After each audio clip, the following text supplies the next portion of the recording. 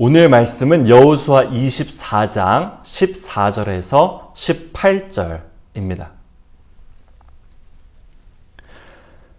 그러므로 이제는 여호와를 경외하며 온전함과 진실함으로 그를 섬기라. 너희 조상들이 강 저쪽과 애굽에서 섬기던 신들을 치워버리고 여호와만 섬기라. 만일 여호와를 섬기는 것이 너희에게 좋지 않게 보이거든 너희 조상들이 강 저쪽에서 섬기던 신들이든지 또는 너희가 거주하는 땅에 있는 아모리 족속의 신들이든지 너희가 섬길 자를 오늘 택하라. 오직 나와 내 집은 여호와를 섬기겠노라 하니 백성이 대답하여 이르되 우리가 결단코 여호와를 버리고 다른 신들을 섬기기를 하지 아니하오리니 이는 우리 하나님 여호와께서 친히 우리와 우리 조상들을 인도하여 애굽 땅 종되었던 집에서 올라오게 하시고 우리 목전에서 그 큰 이적들을 행하시고 우리가 행한 모든 길과 우리가 지나온 모든 백성들 중에서 우리를 보호하셨음이며 여호와께서 또 모든 백성들과 이 땅에 거주하던 아모리 족속을 우리 앞에서 쫓아내셨음이라. 그러므로 우리도 여호와를 섬기리니 그는 우리 하나님이심이니이다 하니라. 아멘. 할렐루야. 오늘도 예배의 자리에 나오신 여러분을 진심으로 환영하고 축복합니다. 오늘은 여호수아 시리즈 마지막 시간입니다. 2022년을 시작한 지 벌써 2달이나 됐네요. 그간 어떤 믿음의 성장이 있으셨는지 모르겠습니다. 제 나름대로는 최선을 다해서 준비하고 말씀 전해 드렸는데 무엇보다 하나님의 직접적인 음성 들으시기를 소망하며 축복합니다. 성경을 통해서든 또 말씀을 통해서든 결국 누군가의 이야기가 아니라 나의 이야기로, 여러분의 이야기로 하나님을 만나셔야 하기 때문입니다. 오늘도 말씀을 통해 우리에게 들리시고 응답하실 하나님의 음성을 사모합니다. 여호수아 8번째 시간, 그러므로 우리는 이라는 제목으로 하나님의 말씀 증거하겠습니다. 그간 많은 일들이 있었습니다. 모세의 후계자가 되어 백성을 이끌게 된 여호수아는 강하고 담대하라는 하나님의 말씀으로 그 말씀과 함께 자신의 사명을 시작했죠. 요단강을 건너 길갈에 12돌을 쌓고 할례를 행하며 유월절도 지켰습니다. 성 주변을 돌아 여리고를 함락시켰고 아간의 실수가 있었지만 아이성도 함락했죠. 이후로 여러 사건과 전투를 통해 가나안 땅을 점령하고 정복하고 아직 함락시키지 못한 많은 가나안 족속들이 있었지만 각 지파들에게 무사히 땅 분배까지 마쳤습니다. 여호수아 1장을 시작하며 내가 모세에게 말한 바와 같이 너희 발바닥으로 밟는 곳은 모두 내가 너희에게 주었노니 곧 광야와 이 레바논에서부터 큰 강, 곧 유브라데 강까지 헷 족속의 온 땅과 또 해지는 쪽 대해까지 너희의 영토가 되리라 하신 하나님의 말씀이 이루어진 것입니다. 그러고 시간이 많이 흘렀습니다. 얼마나 지났는지 성경에 명시적으로 기록되어 있진 않지만 여러 상황들을 꿰맞춰 봤을 때 가나안을 건너와 요단강을 건너와 가나안 전쟁을 시작한 지 대략 25년에서 30여 년 정도 흐른 것으로 알 수 있습니다.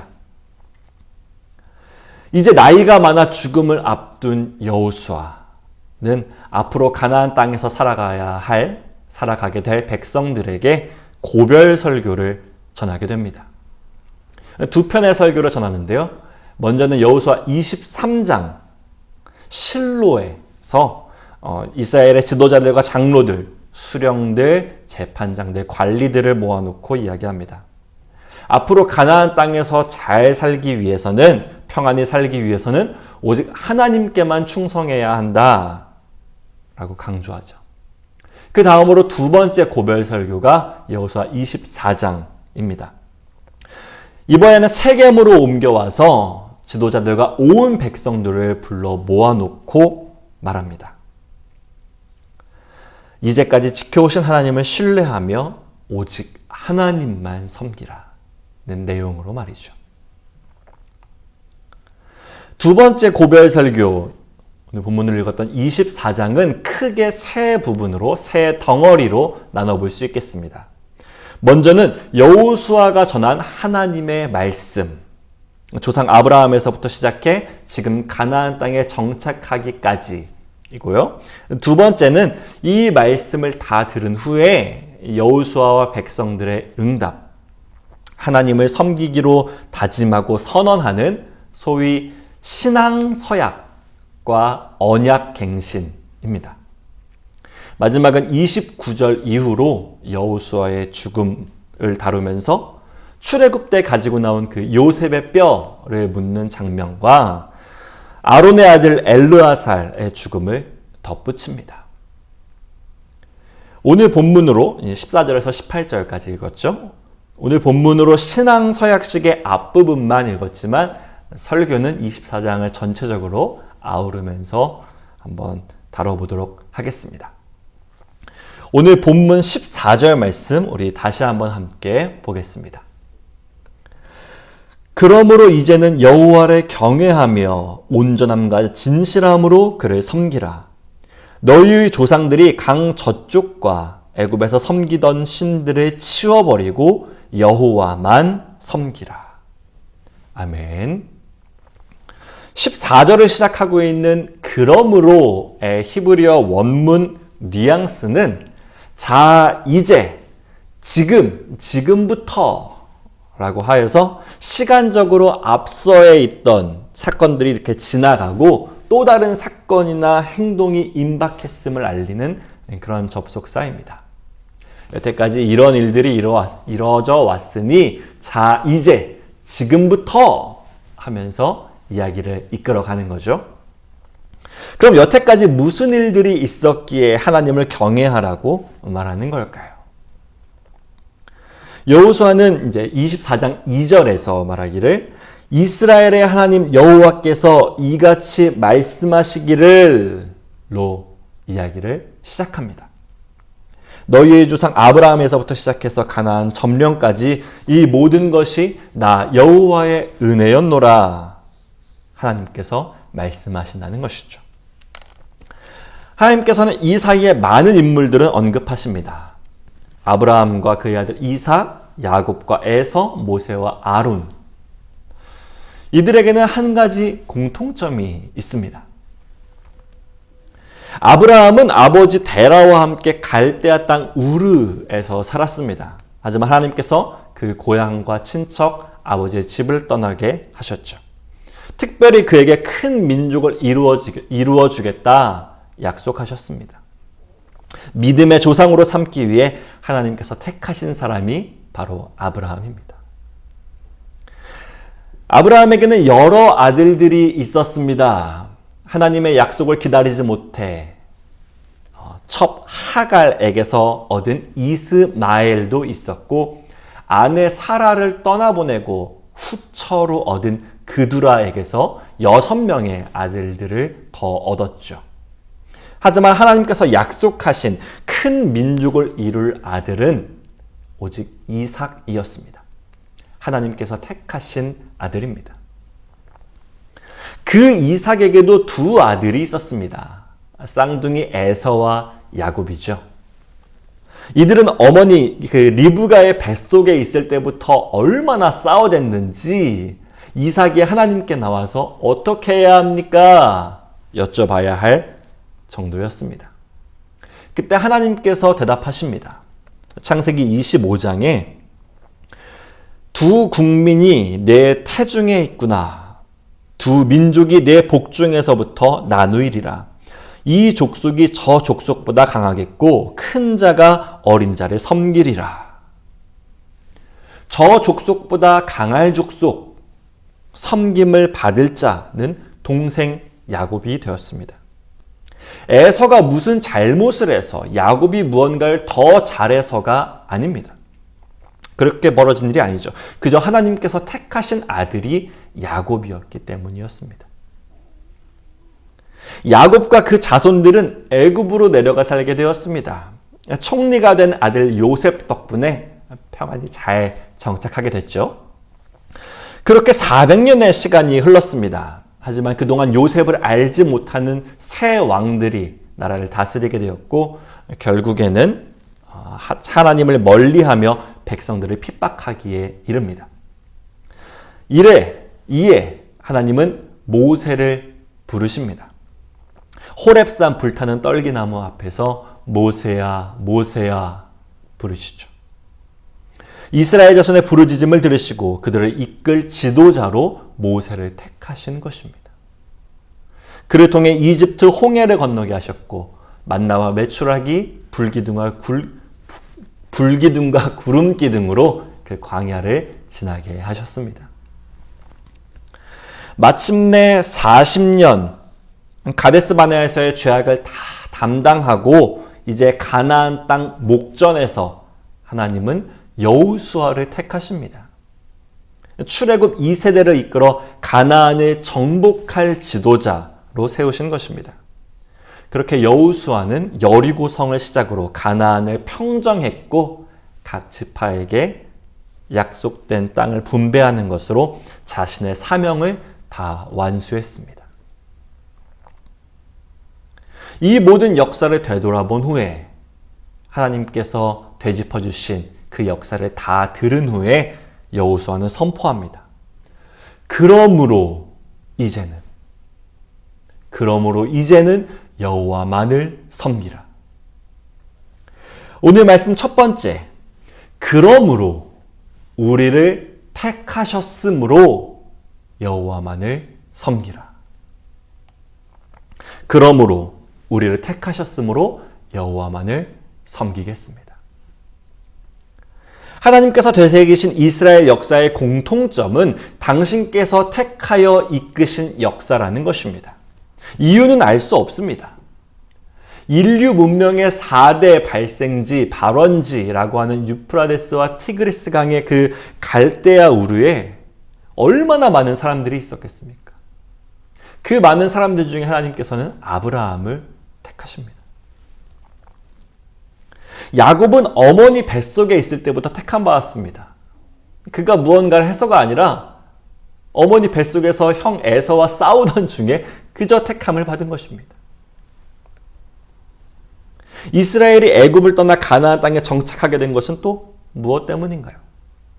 그들에게서는 어떤 이유나 응당한 조건을 찾을 수 없습니다. 하나도 없죠. 그저 하나님께서 택하셨다. 그것이 유일한 이유고 조건입니다. 앞으로 펼쳐질 인생, 자, 이제 이렇게 살아야지를 말하기에 앞서서 지금까지 살아온 인생, 지금까지의 삶을 되돌아봅니다. 얼마나 많은 사랑을 받으셨나요? 얼마나 큰 하나님의 은혜를 누리며 사셨나요? 거기에 이유가 있으셨습니까? 나는 선택받을 자격이 있어. 내가 잘했기 때문에 하나님께서 주시는 보상을 받는 거야 라고 말하실 수 있는 분이 계신가요? 우리에게는 이유가 없습니다. 오직 하나님의 은혜고 하나님의 사랑입니다. 그러므로 너희는 여호와만을 섬기라는 여호수아의 선포에 하나님께서 우리를 택하셨으므로 하나님만을 섬기겠습니다 라고 응답하시는 저와 여러분 되기를 축복하겠습니다. 은혜입니다. 그래서 이렇게 찬양합니다. 지금까지 지내온 것 주의 크신 은혜라. 한이 없는 주의 사랑 어찌 이루 말하랴. 이렇게 은혜롭고 엄중한 분위기 중에 이어지는 여호수아의 말은 다소 의아합니다. 우리 오늘 본문 15절 앞부분까지만 다시 한번 함께 보겠습니다. 만일 여호와를 섬기는 것이 너희에게 좋지 않게 보이거든 너희 조상들이 강 저쪽에서 섬기던 신들이든지 또는 너희가 거주하는 땅에 있는 아모리 족속의 신들이든지 너희가 섬길 자를 오늘 택하라. 만일 여호와를 섬기는 것이 좋지 않게 보이거든. 글쎄요. 자기들이 한 것은 하나도 없고 오직 하나님의 은혜로 여기까지 왔으니 주님을 섬기는 것이 마땅하고 또 얼마나 기쁜 일이겠습니까? 그런데 여호수아는 뜬금없이 왜 이런 말을 하는 걸까요? 하나님을 섬기기가 좋지 않게 보이거든. 이것은 백성들로 하여금 오직 하나님만을 섬기겠습니다 라고 하는 굳은 의지를 이끌어내려는 반어법적인 도전이었지만 실제로 훗날 백성들은 하나님 섬기기를, 여호와 섬기기를 좋지 않게 여겼기에 마치 영화와 같은 복선이 되었습니다. 우려가 현실이 된 거죠. 여호수아서 다음에 이어지는 사사기를 보면 2장에 백성이 여호수아가 사는 날 동안과 여호수아 뒤에 생존한 장로들 곧 여호와께서 이스라엘을 위하여 행하신 모든 큰 일을 본 자들이 사는 날 동안에 여호와를 섬겼더라. 그 세대의 사람도 다 그 조상들에게로 돌아갔고 그 후에 일어난 다른 세대는 여호와를 알지 못하며 여호와께서 이스라엘을 위하여 행하신 일도 알지 못하였더라. 이스라엘 자손이 여호와의 목전에 악을 행하여 바알들을 섬기며 라고 말합니다. 여호수아가 사는 날 동안과 여호와께서 행하신 모든 일들을 본 자들이 사는 날 동안에 여호와를 섬겼다는 것은 그 날 동안에만 여호와를 섬겼다는 말이 되기도 합니다.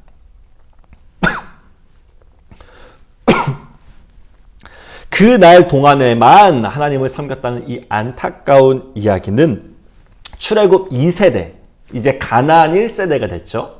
이들을 이어서 가나안 2세대가 된 백성들이 하나님과 그분의 역사를 잊었기에 벌어진 일들이었습니다. 오늘 말씀 두 번째, 그러므로 은혜를 기억함으로 또 은혜를 기억함으로 하나님만을 섬겨야 합니다. 믿음의 선택을 하라는 여호수아의 으름장에 백성들은 대답합니다. 본문 17절에서 18절 앞부분까지 함께 보겠습니다.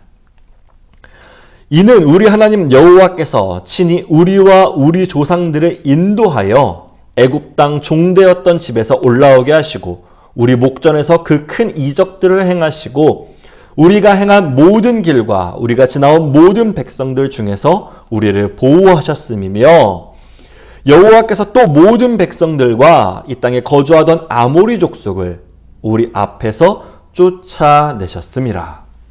아멘. 자신들은 결코 우상을 섬기거나 하나님을 버리지 않을 것인데 여기에는 분명한 이유와 근거가 있다고 합니다. 이는 하나님께서 친히 자신들을 애굽에서 나오게 하셨고 이적을 보이셨으며 또 가나안에서 잘 정착하도록 승리케 하신 분이 하나님이시라는 겁니다. 그렇습니다. 지금 백성들은 하나님의 은혜를 모두 기억하고 있습니다.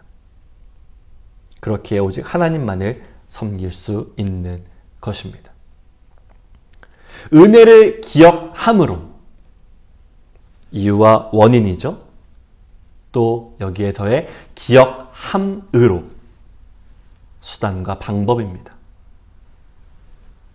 은혜를 기억하기 때문에 은혜를 기억하는 것으로 하나님을 섬기겠다는 고백입니다. 이어서 18절 뒷부분도 마저 보겠습니다. 그러므로 우리도 여호와를 섬기리니 그는 우리 하나님이심이니이다. 아멘. 이 18절의 그러므로는 히브리어 원문에서 필연적인 관계를 의미합니다. 이전에 어떤 일들에 대한 당연하고도 자연스러운 논리적인 결과와 이어주는 접속사죠. 이러이러했는데 당연하게 이러하다. 이러이러했으니 그러므로 이러할 것이다는 겁니다. 하나님의 은혜를 기억하면 하나님을 섬기는 것은 당연하게 됩니다. 필연적으로, 자연적으로 이어집니다. 하지만 은혜를 잊으면 섬기는 것이 좋지 않게 보이겠죠. 앞서 여호수아의 그러므로가 하나님의 은혜였다면 이제 백성들의 그러므로는 그 은혜에 대한 응답입니다. 역사를 잊은 민족에게 미래는 없다고들 합니다. 오늘 본문에 맞춰 바꿔보자면 은혜를 잊은 백성에게 미래는 없습니다. 이것은 지금 우리에게도 적용되는 말씀입니다. 여러분은 하나님을 왜 믿으십니까? 왜 하나님 한 분만을 섬기시나요? 하나님께서 우리를 택하심에는 이유가 없습니다. 더 정확하게는 그 이유가 우리에게 있지 않은 것이죠. 오직 하나님께서 우리를 사랑하시고 은혜 베푸셨다는 그 이유뿐이기 때문입니다. 하지만 우리가 하나님을 섬기는 데에는 이유가 있습니다. 있어야 합니다. 그리고 그 이유 역시 오직 하나님께만 있는 이유여야 하겠습니다. 믿음을 지키기가 어려울 때가 있습니다. 세상과 타협하는 것이 훨씬 더 편하고 좋아 보일 때도 있고요.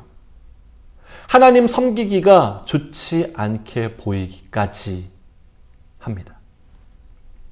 하지만 그럴수록 하나님을 또 그분께 받은 은혜를 기억하시길 바랍니다. 하나님을 섬길 수 있는 이유와 힘은 우리에게서가 아니라 오직 하나님에게서 나오기 때문입니다. 은혜를 기억함으로 새로운 은혜를 얻는, 은혜를 기억함으로 새로운 은혜를 얻는 이런 믿음의 선순환을 이어가시는 우리 소명교회 되기를 축복하겠습니다. 말씀을 정리하겠습니다. 여호수아 마지막 시간, 그러므로 우리는 그야말로 다사다난했던 여호수아의 일생입니다. 애굽에서 태어나 오랜 시간 억압받았고 민족의 지도자 모세 곁에서 하나님의 말씀을 배웠습니다. 수많은 전쟁을 치르며 이기고 또 지는 가운데 하나님과 동행하는 인생이 무엇인지 그야말로 체험한 여호수아입니다. 모세의 수종자 눈의 아들 여호수아에서 시작해서 여호와의 종 눈의 아들 여호수아, 그렇게 110년의 삶을 마치려 합니다. 죽음을 앞둔 고별설교에서 여호수아는 그러므로 하나님께서 우리를 택하셨으므로 여호와만을 섬기라 말합니다. 그의 신신당부의 백성들은 그러므로 우리가 하나님의 은혜를 기억함으로 또 기억함으로 여호와만을 섬길 것을 고백하며 맹세하죠. 이제 여호수아를 통해 하나님의 음성을 들은 우리도 응답해야 합니다. 그러므로 우리는, 여러분은 어떻게 대답하시겠습니까? 바라기는 여호수아처럼 너희가 세상에 또 어떠하든지 나와 내 집은 오직 여호와만을 섬기겠노라 고 대답하시는 저 여러분 되기를 소망하며 축복합니다. 이번 한 주도 이런 여호수아와 같은 믿음으로 승리하시는 우리 소명교회 되기를 진심으로 축복하겠습니다. 기도하겠습니다.